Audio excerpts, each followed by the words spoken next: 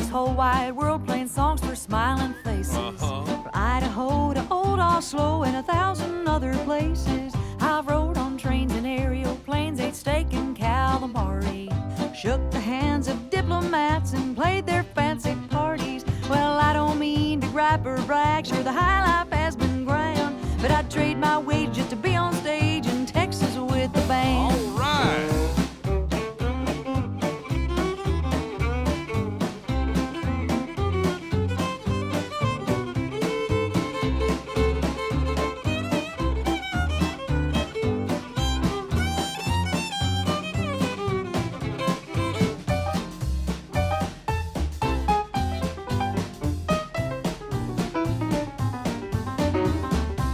We rollin' on a Friday night, just under the wire, for a dance hall gig, back up the rig, load in the amplifiers. Let's pick a few and check 1, 2. The doors open at 7.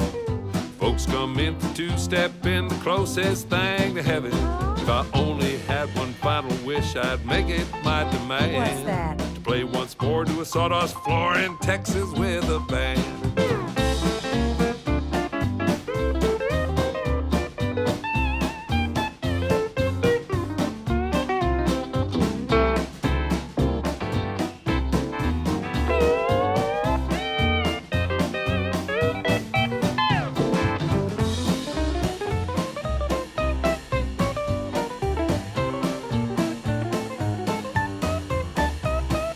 Take a tour through Texas and you can find it all.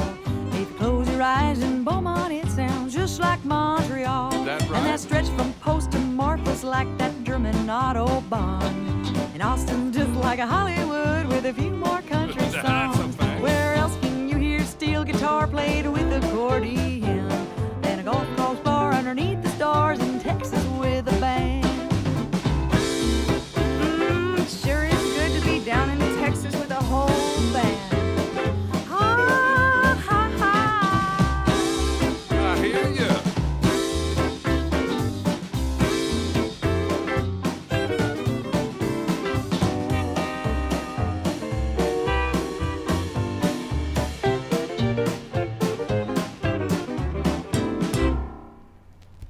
Howdy, Brennen Leigh. How you doing today? Hi, Ray. Glad to see you. How are you? Good. Thanks for joining us. I'm down here in San Antonio at the KLRN studios, and we're doing a program about the Texas dance halls. And we're going to be interviewing folks about the history of them, and then, of course, about the contemporary, condition of them and vision of them and what people see. So you came to Austin many years ago, I remember, and from where from? Minnesota. Way up in the prairie. I just was listening to your Prairie album yesterday on vinyl. Thank you. It was beautiful. Thank you. And yeah, it's a beautiful album, folks, about her roots, basically. And you came to Texas playing very traditional country music, if I remember correctly, your brother and you, when I first encountered y'all. And you're, of course, always been a songwriter. Now, recently, and in the past, you've had bands and done records with Jesse Dayton, etc., country music, and have played the dance halls. And give us a little recollection of some of the experience you've had at Texas dance halls. Well, those dance halls were a lot of the reason I sort of fell in love with Texas in the first place. I was a pretty young teenager when I moved to Austin, and my brother and I were opening for people like Don Walser and Hot Club of Cowtown, and I remember I played Lukenbach and Swiss Alp and Sanger Hall and Fisher. There's just so many beautiful, they're so charming, and that sort of thing doesn't exist anywhere else in the world. The uniqueness of the Texas dance hall, some of the ones you mentioned are small enough that they existed just because they weren't huge, big old places, but they were, as you said, community centers and places where you went to dance. Tell who are some, and then of course you played with your own band in some of these places. You got any stories about enjoying it or anything? I mean, those are just the easiest gigs to enjoy because you see the whole family. You play, you bring your band, you load in, and you see, grandpa and grandma and the young kids, and somebody'd always have a cake or something, and it's just so charming, such a beautiful, uh, unique culture. And you get treated like family when you go play music for those folks. They're always so grateful. And so the difference, you and I both know playing a hall and a dance hall, you being a songwriter, etc. Um, I've always said the reason I like playing dance halls is because it lets the guitar player and all the instrumentalists play a lot of solos because people are paying attention, but they're more paying attention with their feet than with their ears. And on the other hand, as a songwriter, I know a lot of Nashville acts would come down to Texas. I remember we had Brooks and Dunn when they first started out, and they came down and we played a big dance up in Amarillo, and I was visiting with him afterwards, and he said, and the band was going, wow, we really bombed, nobody clapped. And Ronnie looked at him and said, are you kidding? They were all dancing. It's the Texas applause some of the time is when folks are dancing, they like it. And, as a writer, I could play my own songs as long as they're danceable in those places. I could play, a Ray Price tune or one of mine, and the folks appreciate it. And they all know how to dance, which is also unique. That's what a friend of mine one time promoted a dance tour of Texas, a Nashville act, and of course it was basically a bluegrass band that had gone electric, and they found out that none of their crowd knew how to dance. Yeah, bluegrass dancing is something else. I suppose you have the hippie jam band dancing, and then you have like the buck dancing. So maybe not a schottish. Yeah. Like in Texas. Yeah. No. And again, learning the repertoire of a Texas dance hall can be traumatic at times. When I first came to Texas, we were known as a Western swing band and a country band because we had a record out. And the first time somebody asked for the Cotton Eye Joe at the Farmer's Daughter here in San Antonio, we played the vocal version that I had on a 78 RPM record by Bob Wills, and people stood in line going, what the hell is he playing?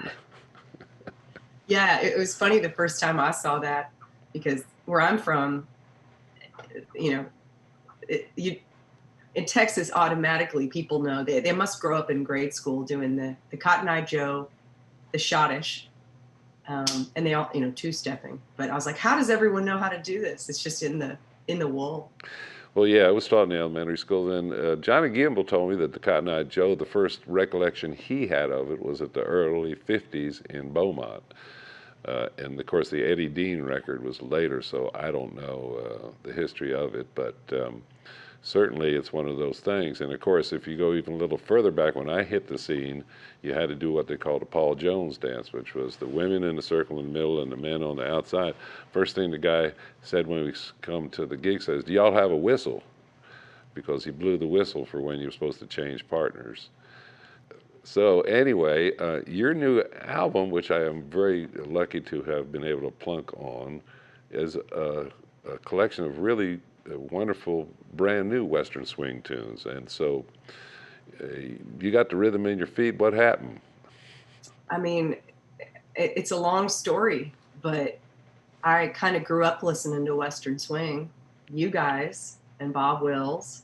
And that was part of, like I said, the charm for me with moving to Texas was that sort of Western swing just didn't, it didn't seem to exist anywhere else. And so I went there, and I lived in Austin 15 years. And then funny enough, when I moved to Nashville, I kind of got the Western swing bug again. Just started listening to all those Tiffany transcriptions, Bob Wills recordings, Tommy Duncan singing. And I was like, man, it would be really cool to do a Western swing album. So, and what better band? There's no better band in the universe than Sleep at the Wheel. So I consider myself very lucky. Well, you brought a couple of ringers down with you that sure helped, and those Right. boys. So Chris Scruggs and Paul Yeah. Kramer came with me. What's your perspective on the future of the thing? Do you see more young people coming to these dances and stuff? Well, it's hard to say. I think so. I can only hope. But, it's such a rare and pure form of art that it seems like it's not going to go away to me. And there's always people that, especially here in Nashville, I see a lot of people, a lot of young folks that are seriously into Western swing. A lot of the musicians are. They have a genuine love for it. It's not an ironic thing or a fad. It's in their hearts. So I feel strongly that it's going to stick around, and hopefully I can do a small part to perpetuate that. All right, go write a song, Brennen. All right, thanks, Roy. It's good to see you. Tell Noel, hey. I will. I'll see you soon. Bye-bye.